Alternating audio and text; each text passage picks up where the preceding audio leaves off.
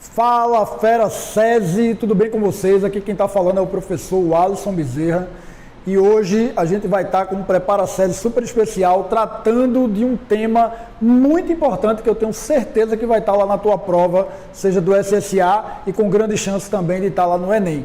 E esse tema é o segundo reinado no Brasil, tá? É um período bastante extenso, né? A gente está falando aí de 49 anos de história do governo então de Dom Pedro II, que começa a partir principalmente do que a gente chama de golpe da maioridade. A gente vai então relembrar alguns pontos que são importantes para que você então relembre aí pontos que ficaram, vamos dizer, talvez aí, né, esquecidos. Então aproveita cada dica que eu tenho certeza que vai ser bem importante para tu, tá bom?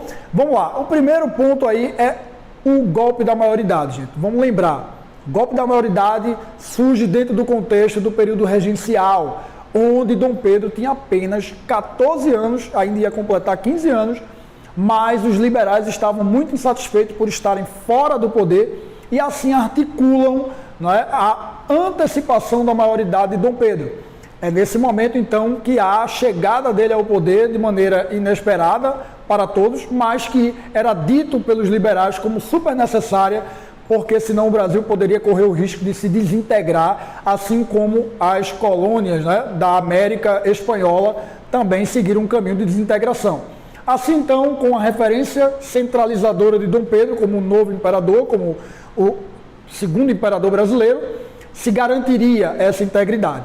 Dessa maneira então foi feita, e logo após o golpe da maioridade, né, essa entrada realmente diferente dentro do contexto constitucional, né, com apenas 15 anos, ele vai começar e governará por 49 anos. Não tem ninguém que chegue nem perto de Dom Pedro nesse sentido, né, de tempo, né, de governo à frente do Brasil. Nesse momento, então, a gente tem a primeira, vamos dizer, fase do governo dele, que nós chamamos de fase de consolidação. É o momento aí em que, durante 10 anos, a primeira década de governo dele, ele vai ter que enfrentar os problemas que já vinham, né, desde o período regencial. Quais eram os problemas? Rebeliões espalhadas, né, por todo o país, rebelião lá no Rio Grande do Sul, né, rebelião aqui em Pernambuco, por exemplo, como a Revolução Praieira, né, de 1848. Então, um conflito que também questiona essa autoridade do poder moderador, né, que era um poder que estava acima dos outros poderes, né, que era também exercido por Dom Pedro II. Além disso, trazia ideias mais progressistas. Então, Dom Pedro ele tinha que apaziguar internamente o país e assim ele vai conseguir fazer. Talvez você fique perguntando, mas ele com 15 anos, né? Será que ele tinha toda essa capacidade? Sim, Dom Pedro ele era alguém preparado e realmente teve uma formação privilegiada para poder chegar ao cargo de imperador. Evidentemente, ninguém esperava que fosse tão novo, mas ele teve uma formação realmente bastante diferenciada. Faltava a ele experiência que ele foi ganhando ao longo de cada década que foi se passando, tá? Depois desse primeiro momento, né, que é a chamada fase de consolidação, que ele, por 10 anos, enfrenta os grandes problemas e apazigua, a gente entra na fase chamada de conciliação. Essa fase já vai durar 20 anos e é um momento em que o país vai viver uma fase de fato, estabilidade política. Como é que vai ser alcançada essa estabilidade política? Dom Pedro ele vai fazer um jogo muito bem feito, especialmente entre dois grupos políticos que surgiram nesse contexto. Os chamados liberais e o outro chamado de conservadores. Tá? Esses dois grupos, então, era alternado, né, por Dom Pedro. A partir do momento que, então, que ele tinha o interesse e a insatisfação de um grupo, ele ia lá e puxava aquele grupo para perto dele, por exemplo, os conservadores, e depois de um mandato, então, de ministérios, ele trocava esse grupo pelos liberais e assim ele ia fazendo um jogo político que nós ficamos conhecendo aqui, uma expressão bem típica, chamada de parlamentarismo às avessas. Essa expressão tem a ver com uma comparação com o modelo, né, que acontecia, por exemplo, lá na Inglaterra, onde o parlamento é quem de fato manda. Só que aqui no Brasil, quem mandava não era o parlamento, era o próprio Dom Pedro II, através do seu poder moderador, como eu disse antes, estava acima dos outros poderes, executivo, legislativo e judiciário. Com esse poder todo nas mãos, ele ia fazendo seu jogo político e de alguma maneira ia alcançando todos os seus objetivos. É também nessa fase de consolidação, não é? De conciliação que a gente está falando, que a gente tem, então, de certa forma, um desenvolvimento chegando de maneira significativa no país. Tá? Então a gente entra, por exemplo, aqui em aspectos econômicos que vão ser muito marcantes, especialmente quando a gente falar um pouco mais para frente da economia cafeeira. Mas antes dela, nesse período, apesar da estabilidade interna, externamente Dom Pedro ele enfrenta algumas dificuldades. Por exemplo, a chamada questão Christie. Não sei se você vai lembrar, mas a questão Christie é um incidente diplomático que o Brasil tem com a Inglaterra. Qual foi a razão? Lembra lá que é aquela situação do naufrágio de uma embarcação inglesa lá no Rio Grande do Sul, né, em que os ingleses acusaram os brasileiros, então o Brasil deveria pagar, né, a indenização e pedir desculpas a eles, além do outro incidente ligado à prisão de alguns oficiais ingleses que estavam praticando arruaças, mas que para eles não deveriam ter sido presos, né, porque é como se eles se colocassem acima da lei brasileira. O fato é que o Brasil não quis, né, se desculpar, e com razão, e essa questão foi parar num tribunal internacional, né, lá na Bélgica, onde Leopoldo I foi aquele quem fez o julgamento da questão. E aí, por incrível que pareça, né, o Brasil acabou se dando bem nessa questão internacional, no julgamento, e a Inglaterra é quem deveria, de fato, pedir desculpas ao Brasil, ao ponto também que o Brasil deveria pagar uma indenização pelo naufrágio lá da embarcação inglesa. E assim o incidente acabou sendo resolvido, de certa forma, aí, de maneira até rápida, tá? Relativamente rápida. Bom, outra questão internacional super importante, né, que aí vale realmente você aprofundar um pouco mais a leitura, é a Guerra do Paraguai.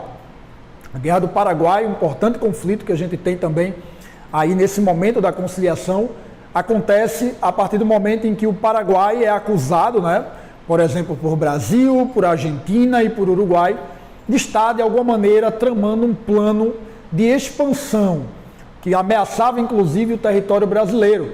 O Paraguai, que, inclusive, era tratado como uma nova potência que estava em desenvolvimento industrial e que, por um outro lado, até ameaçava, por exemplo, os interesses ingleses aqui na América. O fato é que é formada uma tríplice aliança aqui entre Brasil, Argentina e Uruguai, que passarão a enfrentar o Paraguai sozinho, ainda com, na retaguarda, o apoio inglês.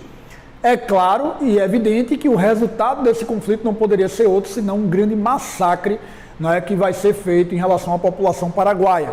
O presidente na época paraguaio, Solano Lopes, luta até onde deu, mas acaba sendo também morto dentro do conflito, tá? E diante de várias batalhas, né, que vão acontecer, como a Batalha do Riachuelo, por exemplo, a Batalha do Tuiuti, e essas batalhas então marcam progressivamente a derrota do Paraguai. E assim acaba o sonho paraguaio, né, de se tornar alguma potência industrial, vai ser frustrado, e além disso, você vai ter uma população masculina praticamente dizimada, com mais de 90% dessa população, então, morta durante o conflito da Guerra do Paraguai. É, sem dúvida, um dos mais importantes conflitos da América, né, e um dos mais sangrentos também, ok? A gente poderia se perguntar o que é que o Brasil ganhou com isso. De fato, no final das contas, manteve sua influência na região platina, né, evitou talvez uma perda de território, por exemplo, lá no Mato Grosso do Paraguai, mas de fato, se a gente for pensar em termos de grandes vantagens, a gente não tem algo tão significativo assim. Parece muito mais que o Brasil agiu nesse contexto em favor dos interesses ingleses do que propriamente dos seus interesses. Bom, saindo desse aspecto externo, né, e aí partindo agora para outro aspecto importante, a gente entra, por exemplo, num contexto que é a questão da Era Mauá.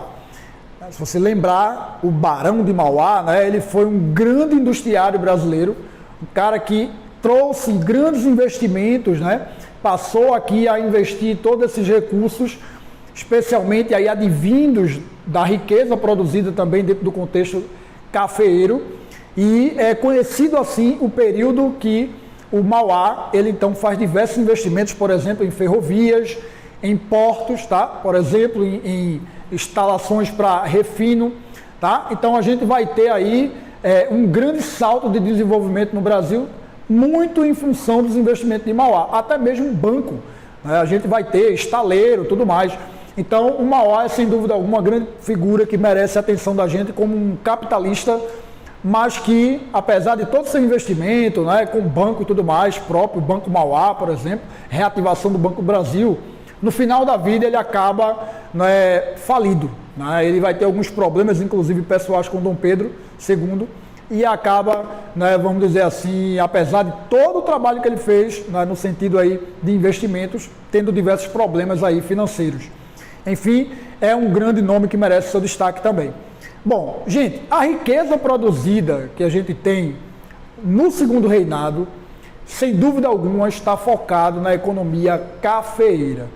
Evidentemente que nós temos outros produtos aqui, tá, que estão conectados à questão da economia cafeeira. Por exemplo, a cana-de-açúcar continuava a ser produzida, tá? A gente tem, por exemplo, o cacau, a gente tem algodão, tá? A gente tem, por exemplo, o mercado voltado para peles, mas, sem dúvida alguma, o café é o grande produto que a gente tem da economia brasileira. E isso por quê? Porque o café tinha condições favoráveis ao seu desenvolvimento na região sudeste. Lembrem que na expansão cafeeira, o primeiro local que a gente vai ter aqui, né, com o cultivo do café é o Vale do Paraíba. Só que lá no Vale do Paraíba você tem um modelo produtivo bastante atrasado, conservador, com a mão de obra ainda escravocrata, e assim que ele sai dessa região e se expande para o interior, especialmente o oeste paulista, é aí que o café vai tomar uma proporção econômica muito maior, porque lá vai estar o grande segredo, né, produtivo, que é o tipo do solo, chamado de terra roxa, né, um tipo de solo vulcânico que vai ser muito apropriado para o cultivo do café, além também, evidentemente, da condição climática, né? Você tem questões aí relacionadas ao clima que favorecem o cultivo dessa planta. Agora lembrem, é no oeste paulista que a gente vai ter a grande transformação de mentalidade, porque é ali que a gente vai ter um modo produtivo mais progressista, no sentido inclusive de mão de obra. A mão de obra lá utilizada vai ser a mão de obra livre e assalariada nessa transição, inclusive depois com a chegada dos imigrantes, né, para cá em grande quantidade, para também trabalhar na substituição da mão de obra escrava na região das lavouras ali de café da região do oeste paulista. Assim então, de maneira mais sintética, a gente compreende que o café ele rapidamente saltou para o primeiro lugar em termos de exportação no país. Lembrem que o maior comprador de café rapidamente também vai se tornar aí os Estados Unidos, né? Sendo o maior comprador de café do Brasil. Essa parceria ela vai se estender por muitas décadas, até no período republicano lá na frente.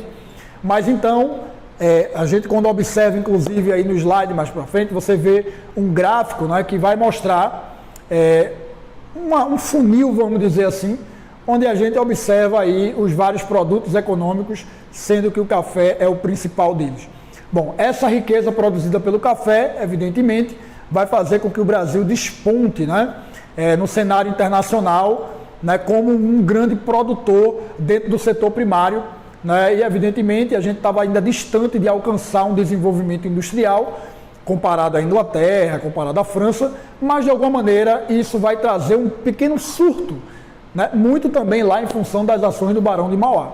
Tá? Então vocês veem, por exemplo, aí, no gráfico, né, o cacau, o couro, o algodão, a cana-de-açúcar, a borracha, que também foi um ciclo econômico muito importante na região norte do país, né, para atender, inclusive, a indústria automobilística, né, que estava surgindo lá nos Estados Unidos, e o café como grande produto. Dá uma olhada nessa tabela, que aí você vê essa evolução ao passar das décadas. O café, ele sai, por exemplo, lá, né, de um número, de certa forma, ainda pequeno, né, na década de 1820, para alcançar, né, um número de exportação aí bastante significativo quando chega já em 1900. Então, é um percentual aí que a gente vai observando na tabela que é bastante significativo comparado, por exemplo, aos outros produtos, tá?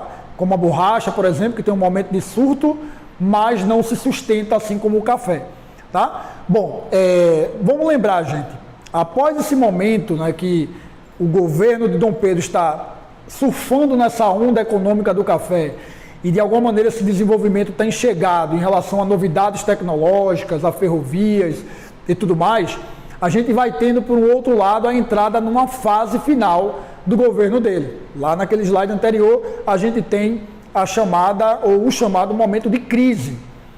E aí eu vou destacar para vocês aqui o que é determinante nessa crise do segundo reinado.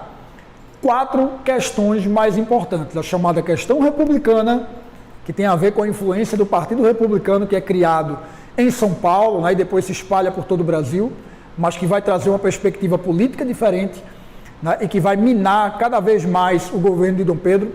A questão militar, que tem muita influência da Guerra do Paraguai, porque os militares, quando participaram da Guerra do Paraguai, não tiveram muitas promessas, né, que tinham sido feitas a eles atendidas, e isso de alguma maneira traz críticas ao governo, né, de Dom Pedro II, além da censura que ele estabelecia para os militares.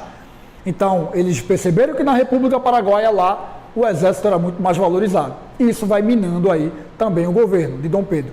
A questão também que a gente chama de religiosa, tá? Porque Dom Pedro interferia nos assuntos da igreja através do chamado padroado, né? Esse padroado significa que ele estava acima, né, da autoridade da igreja, simplesmente a igreja era quase que funcionária pública do Estado brasileiro. E inclusive com a questão da ordem que veio do Papa para expulsar os maçons da igreja, quando Dom Pedro pegou essa ordem e disse, não, aqui não vai se cumprir, até porque ele também tinha uma relação com a maçonaria, isso vai provocar um desentendimento entre as autoridades da igreja e o próprio Dom Pedro, que vai perder também esse apoio de boa parte da igreja católica, tá? Que queria agora e desejava autonomia. E a última questão, que é a chamada questão abolicionista, onde nós temos aí várias leis que vão então sendo construídas na intenção de vagarosamente, né, podemos dizer assim, alcançar o objetivo da abolição, desde a lei chamada, a primeira delas, chamada Lei Eusébio de Queiroz, a mais importante nesse primeiro momento, em 1850, né, que acabou com o tráfico, né, de escravos internacionalmente para o Brasil, ela foi importante. Depois a gente tem a Lei do Ventre Livre, tá, de 1871, onde os filhos nascidos aqui, a partir da lei, né, dos escravos, seriam considerados livres. A lei também do sexagenário, de 1885, onde quando alcançava 60 anos, ele poderia então alcançar sua alforria, mas a gente sabe que, né, isso era apenas lei para inglês ver, porque evidentemente só estava empurrando com a barriga, porque um escravo, para atingir a idade de 60 anos, era praticamente impossível, somente alguns poucos atingiram por serem escravos domésticos, tá? Assim como a lei do ventre livre, a criança depois de nascida, ela tinha que pagar por tudo aquilo que ela, então, recebeu, né, durante a sua criação, em forma de trabalho.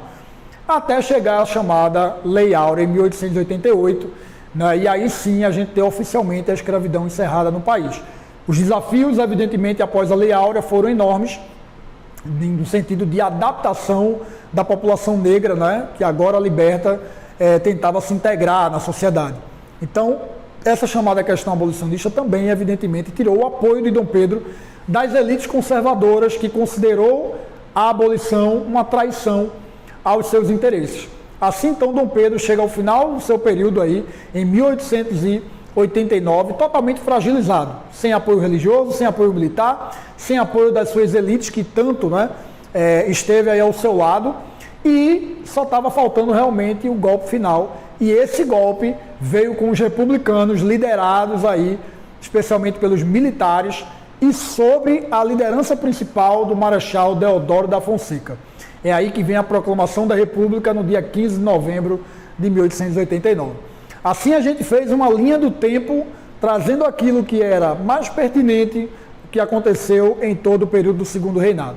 Tá? Eu espero que vocês tenham, assim, lembrado daqueles detalhes, de repente tenham esquecido, e que durante a prova, aí, quando você pegar aquela prova, você consiga lembrar de tudo que a gente falou hoje e possa acertar aí as questões, né, que você então vai estar de frente para ela. Gente, eu quero agradecer a atenção de você que acompanhou até o final, tá, aqui o nosso aulão de hoje. Então, desejo a você uma excelente prova no SSA ou no Enem que você venha fazer. E contem comigo, tá? Vocês têm o meu contato aí, qualquer coisa é só mandar. Um grande abraço e até a próxima. Valeu!